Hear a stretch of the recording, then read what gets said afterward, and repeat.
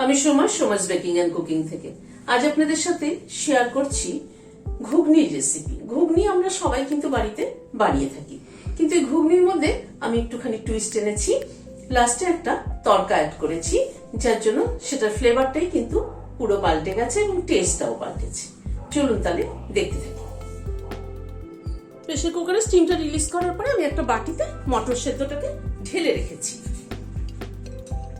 মটর সেদ্ধটা এরকম হয়েছে, খানিকটা গলে গেছে খানিকটা গোটা আছে।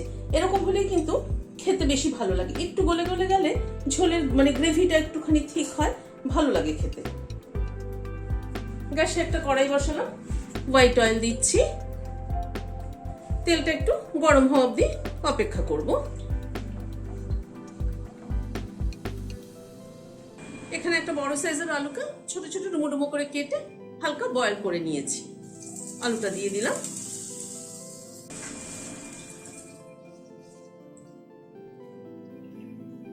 অল্প একটু নুন দিয়ে দিলাম আলুটা ভাজার সময়।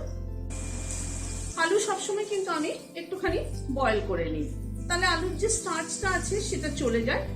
যারা ডায়াবেটিক রোগী তাদের পক্ষেও কিন্তু খাওয়া ভালো এইভাবে আলুটা বয়েল করে জলটা ফেলে দিয়ে।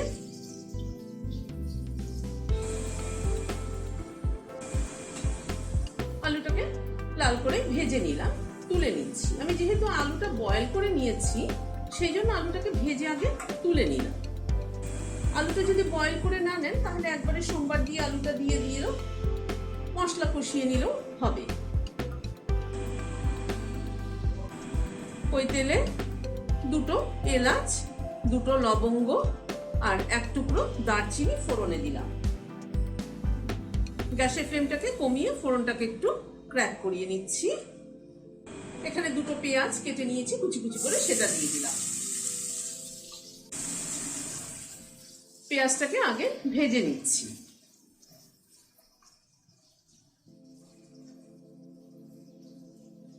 ঘুগনি আমরা সবাই করে থাকি, কিন্তু আজকে এই ঘুগনিটার মধ্যে লাস্টে একটা তড়কা অ্যাড করব, যেটা এই ঘুগনিটার স্বাদটা কিন্তু ফ্লেভারটা কিন্তু অনেক গুণ বাড়িয়ে দেবে। পেঁয়াজটা ভাজা হতে হতে তার সাথে দুটো কাঁচা লঙ্কা কুচি দিয়ে দিলাম। পেঁয়াজ আর কাঁচা লঙ্কা একসাথে ভেজে দেখবেন, ফ্লেভারটা কিন্তু দারুণ সুন্দর হয়।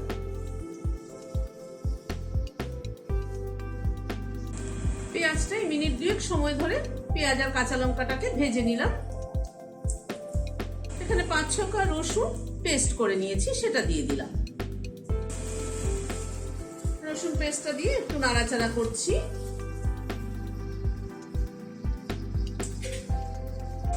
এক চামচ আদা বাটা দিয়ে দিলাম। সবকিছুকে একসাথে ভালোভাবে কষিয়ে নিচ্ছি। মশলা সবসময় গ্যাসের ফ্লেমটাকে কমিয়ে দিয়ে মশলা কষালে তরকারির টেস্ট ভালো হয়। মশলা কষানোটা ভালো হয় তো, যার জন্য তরকারির টেস্টটা ভালো হয়। পেঁয়াজ, আদা, কাঁচা লঙ্কা, রসুন সবকিছুকে একসাথে আবারও প্রায় মিনিট খানেক সময় ধরে কষিয়ে নিলাম।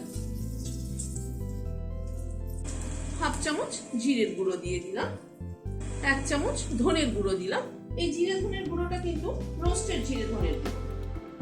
হাফ চামচ কাশ্মীরি লঙ্কার গুঁড়ো দিলাম। অল্প একটু হলুদ দিলাম পরিমাণ মতো। নুন দিলাম হাফ চামচ। গুঁড়ো মশলাটাকে দিয়ে আবার একটু কষিয়ে নিচ্ছি।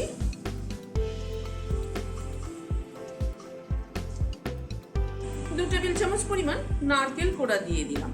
ঘুগনিতে নারকেল কোড়া দিয়ে দেখবেন ঘুগনির টেস্ট কিন্তু অসম্ভব ভালো হয় নারকেল কোড়া দিলে।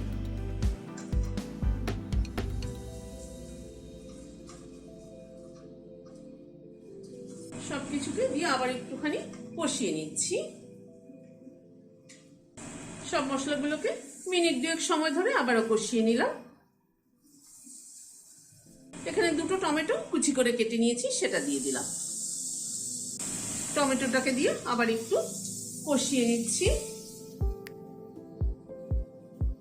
এবার একটু ঢেকে দিচ্ছি যাতে টমেটোটা তাড়াতাড়ি সফট হয়ে যায়। মিনিট দুয়েক মতো ঢাকা ছিল, ঢাকাটা খুলছি। টমেটোটা সফট হয়ে এসছে। টমেটোটাকে একটু ভেঙে ভেঙে দিচ্ছি, স্ম্যাশ করে দিচ্ছি। মশলাটাকে একটুখানি 2 মিনিট মতো একটু নাড়াচাড়া করে নিলাম।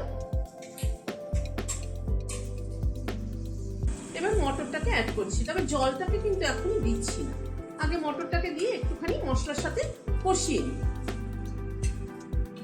জলটা অ্যাড করব একটু পরে করব। আলুটাকেও দিয়ে দিলাম। এবার গ্যাসের ফ্লেমটাকে বাড়িয়ে মটরটাকে একটুখানি কষিয়ে নিচ্ছি।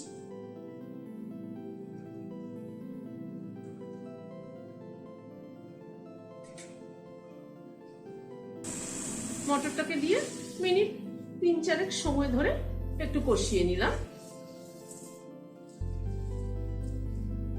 এবার মটরের জলটাকে অ্যাড করে দিচ্ছি।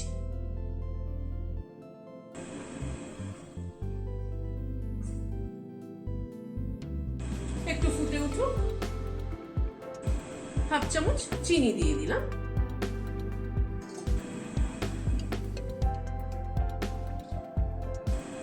মিনিট 2 মতো ফুটে উঠলো ঘুগনিটা। এবার গ্যাসের ফ্লেমটাকে বন্ধ করে দিয়ে এটাকে একটা বাটিতে ঢেলে নিচ্ছি।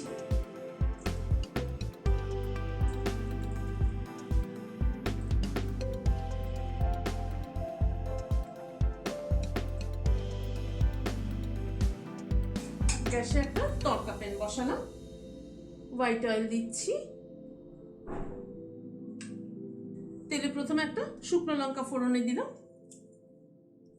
একটু জিরে দিলাম 1/2 চামচ মতো, একটা কাঁচা লঙ্কা সাথে দিলাম। ফোড়নটাকে একটু ভেজে নিচ্ছি। এই আদা জুলিয়েন্ট করে কেটে নিয়েছি, সেটাও দিয়ে দিলাম।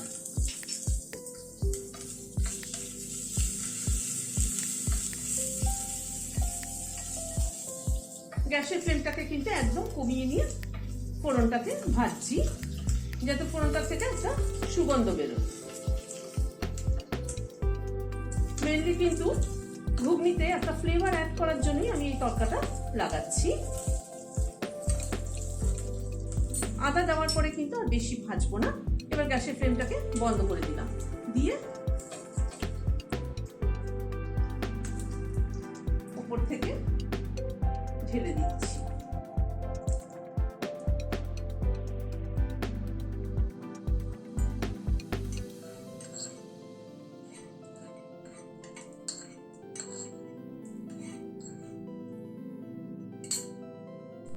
রেসিপিটি ভালো লাগলে একটা লাইক এবং সাবস্ক্রাইব করার অনুরোধ রইল। আজ তাহলে এখানে শেষ করছি। নমস্কার।